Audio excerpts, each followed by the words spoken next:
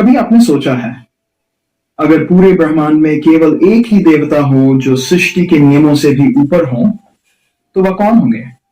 कई लोग कहेंगे ब्रह्मा, कुछ कहेंगे विष्णु।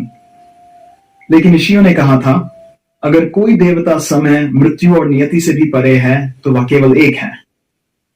लेकिन आज की कथा महादेव की शक्ति की नहीं है।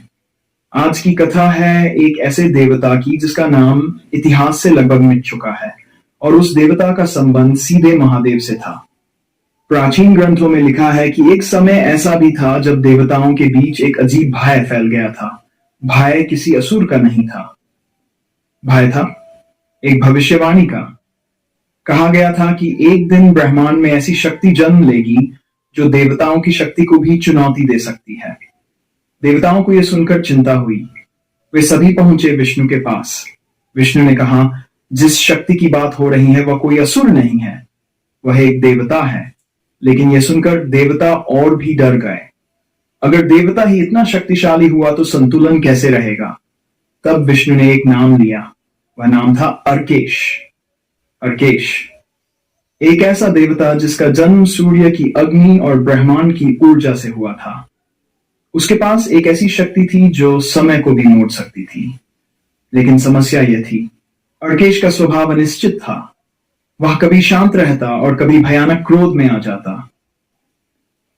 देवताओं को लगा कि अगर यह शक्ति नियंत्रण में न रही तो सृष्टि संकट में पड़ सकती है।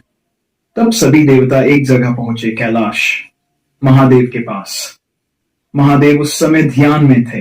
देवताओं ने प्रतीक्षा की। काफी समय बाद शिव ने आंखें खोली। देवताओं ने पूरी बात बताई।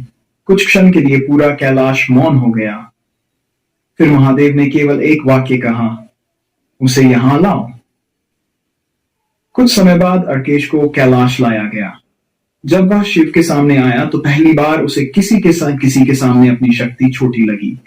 महादेव ने उसे पूछा, तुम क्या चाहते हो?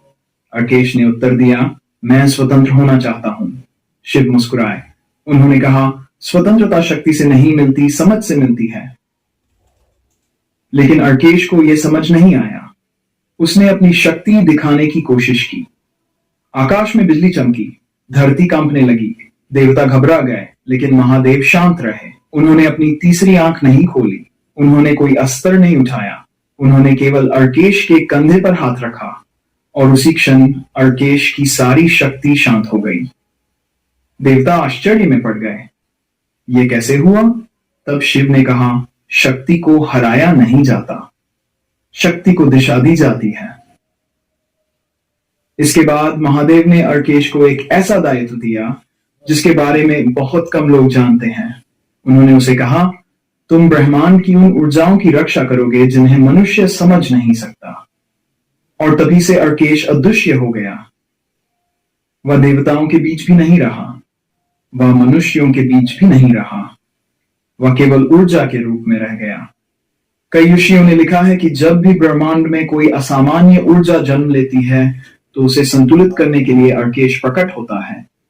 लेकिन यहां सबसे बड़ा रहस्य आता है। अगर अर्केश इतना शक्तिशाली था तो उसने महादेव की बात क्यों मान ली?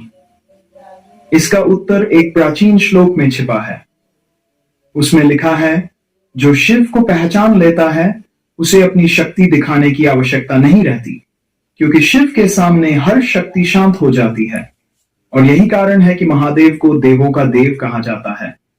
वे केवल शक्ति के स्वामी नहीं हैं, वे संतुलन के स्वामी हैं। और शायद इसी कारण जब भी ब्रह्मांड असंतुलित होता है, सबसे पहले याद किया जाता है महादेव को। अगर इस कथा ने आपको सोचने पर मजबूर किया हो तो कमेंट में लिखिए, हर हर महादेव। और ऐसी ही रहस्यमयी, अनोखी और गहरी कथाओं के लिए हमारे चैनल उदय भारत को सब्सक्राइब करना मत भूलिए।